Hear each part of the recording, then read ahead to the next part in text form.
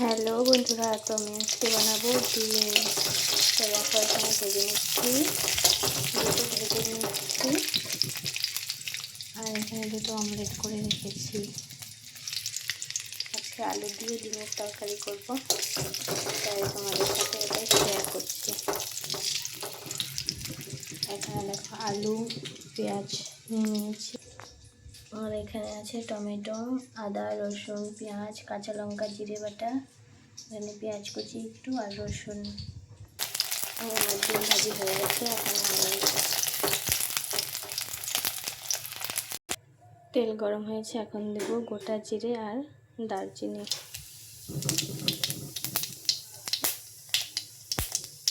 এরপর দিব পেঁয়াজ কুচি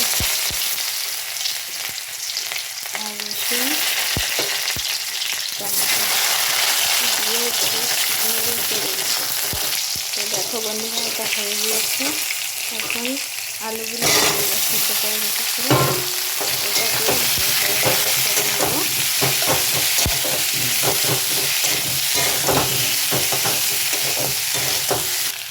দেখো হলুদ দিয়ে দিলাম,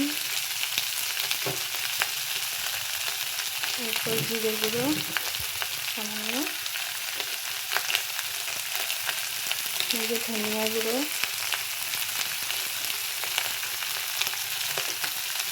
তারপর দিব একটুখানি গরম মশলা গুঁড়ো দিয়ে ভালো করে নেড়ে চেড়ে নেব।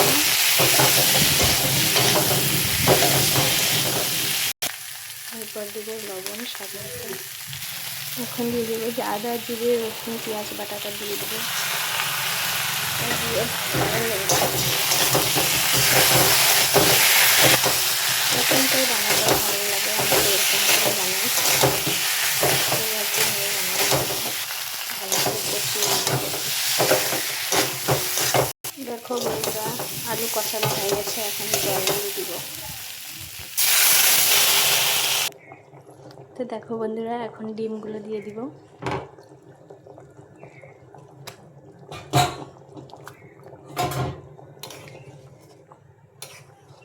ডিমগুলো দিয়ে দিলাম আর একটু রান্না করে নেব। দেখো বন্ধুরা, হয়ে গেছে, এখন একটু গরম মশলা দিয়ে নামিয়ে দেব। তো বন্ধুরা দেখো, আমার ডিম আলুর তরকারি রেডি, ডিম আলুর ঝোল। তো কেমন হয়েছে তোমরা সবাই কমেন্ট করে বলবে। টাটা।